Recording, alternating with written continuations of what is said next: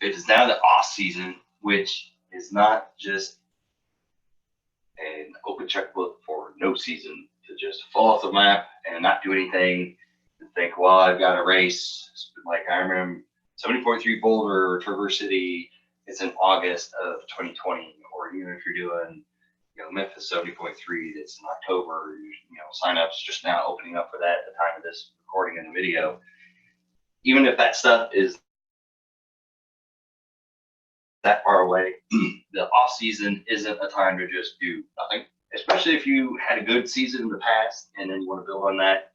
Basically, if you go through the off season, November, December, maybe part of January, and you're not really staying on top of doing much at all, maybe you do like 3 or 4 workouts a week. Like, I understand taking a break, but if you want to progress, you want to do better, I highly recommend that you have some sort of structure to your off season, especially if you join one of my groups. You should get that off season plan, and there's enough meat and potatoes in there that if you're picking at least one workout a day to do, that you're in a pretty good position for when you start your race specific training, that you should be in a good spot. So what I'm going to do is kind of go over my highlights of why I think the off season is pretty important and why you don't want to just sit around and not do anything. So don't wait. If you do, step on stuff in here. So let's say you do take a break. Taking a week or 2 off really isn't going to be that big of a deal. It's not going to be that much impact to the season. But I mean, if you've got injuries or something you recover from, then that's kind of a different situation. You got to do what you got to do. But if you really want to make gains on the year before, you can't take too much time off, because then the fitness will just start declining, and that motivation will kind of go down with it. It's a snowball effect, and it's hard to stop that snowball and roll it back up the hill. So you don't want to get too far down the path of getting, I hate to say it, getting comfortable, not doing the workouts, not doing the training and that type of stuff. I know it's kind of hard when the goal is either those so far out or you haven't signed up for your races yet. But like I said, I mean, it's a key opportune time to not have as much volume. The workouts, even if it's just one a day, you do the right intent, the right intensity for that workout, and you can actually build some fitness over the winter and be in a good spot to get into race-specific training. So don't waste the winter and start from zero January 1st, or even if it's February 1st, whatever. Don't waste the winter. Now's the time to get on the trainer bandwagon if you don't have one. Gyms, get your membership so you can get on treadmills if it's cold where you're at. You can find a pool. Do what you need to, so you're not at square one. You've gone 2 or 3 months without doing much of anything, because then it's going to be extremely difficult and painful to get back in there. Generally, when we're looking at races, especially the ones that are later in the summer, later in the year, 18 to 60 weeks out, especially 70.3, that's 4 months. That's, if you have a decent off-season program, then that's plenty of time to ramp up for that race and get ready for it. For an Ironman race, maybe 5 to 6 months. Considering if you have a good off-season program, it's going to stand out longer. But basically, you're making your race prep part of your off-season if you don't really do much in the winter. So I always tell people, it's like, keep consistency in the winter, keep challenging yourself, keep doing a little bit of intense work, and keep that VO2, keep the FTP at least maintained, so when you hit the race-specific plan, it's not a shock to the system. You go out there and you're starting to do your training.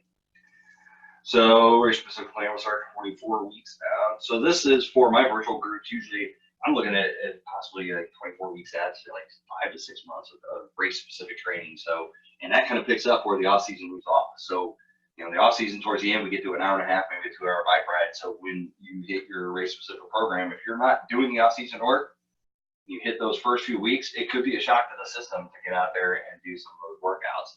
And especially you're going to be behind the curve. You're going to be down here, and suddenly you have to ramp up really high, push that snowball up the hill to get in your workouts and get ready for your race.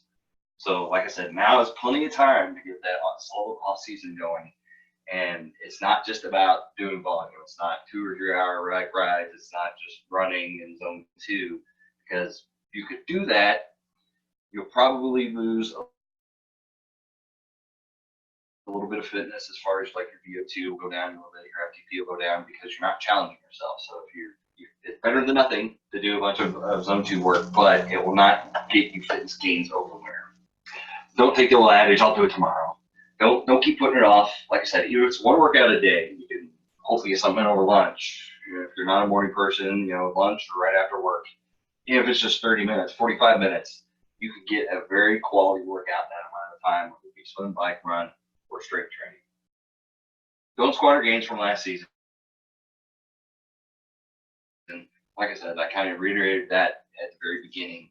If you had a great year the year before and you want to do better than the next year, if you fall off the map, fall off the radar in the off season, it's going to make it that much harder to hit the following season and do better, because here's your fitness now, fall off in the off season, so you actually have to work to get to the level of fitness you were at, and then get to a better level of fitness. If you're maintaining, or if you have just a little bit of decline, you do the same amount of work, you're actually up higher than you would be. Same amount of work, but if your off season is a little bit lacking, your fitness is going to be a little bit lower, and you're not going to be in a good position to do better at the race you want to do next year. And I'm realistic, and this is a hobby for everybody. And I know I coach people, and I take my racing a little bit seriously, and some people might call me obsessed with it, but I like to be better. I like to challenge myself. I like to get out there and see what I can do. And to me, getting in an off season to get me a better fitness position so I can do even more the next season. I'm not talking about just more mileage. I'm talking about better at my races, setting personal records, and just seeing how far I can push myself.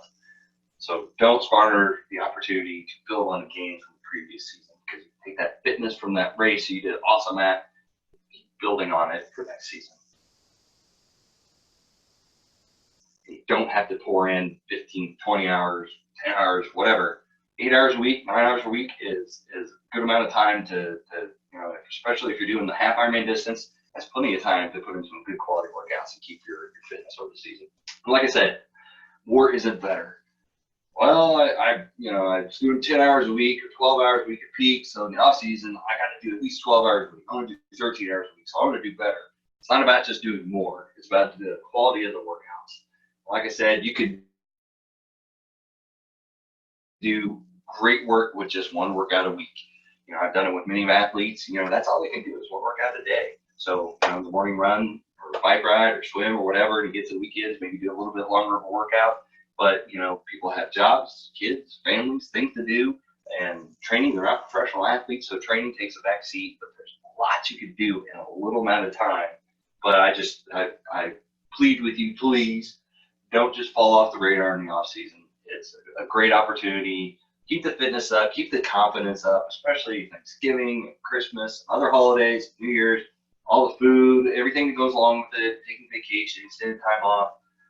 So if you're traveling to someplace and you don't have an opportunity, it's cold and there's no accessible running, riding, or swimming or anything, you can still do like a little, self-performed weightlifting session, body weights in the basement or a room or something like that, and get a little bit of a sweat on. But taking advantage of the time you are home to get those workouts done, especially I always promote getting things done in the morning, because they get done, and then there's no excuses later in the day when things come up. But I digress. So the key is more isn't better. You don't have to do more in order to do better. If you want to do more, you could certainly skyrocket that fitness later on. But I know realistically, a lot of people don't have that much time to work, especially with the holidays. Suddenly it's that time that was taken up with training is now taken up with other family activities and stuff. So I'm right there with you. 3 kids, a spouse that works full time. I'm right there with you. It's not like I have an abundance of extra time sitting around myself. So, but don't use that as a crutch. Don't use an excuse. Say the off season is just, I'm just gonna let it go, fall to the wind, and I'll pick the pieces up after New Year's. Don't put it off. Make sure you're at least doing something. Like I said, my off-season programs, I have lots of options out there. So if you're following one of those, you should have a good program, a good setup to make some gains, or at least maintain off season to have a better position to get ready for your race season. But that's my plea for you, to take the off season seriously and try to get in as much as you can. So if you do have any questions or anything like that, any comments, you want to see some example plans or something like that, I'll reply back and I'll get back to you.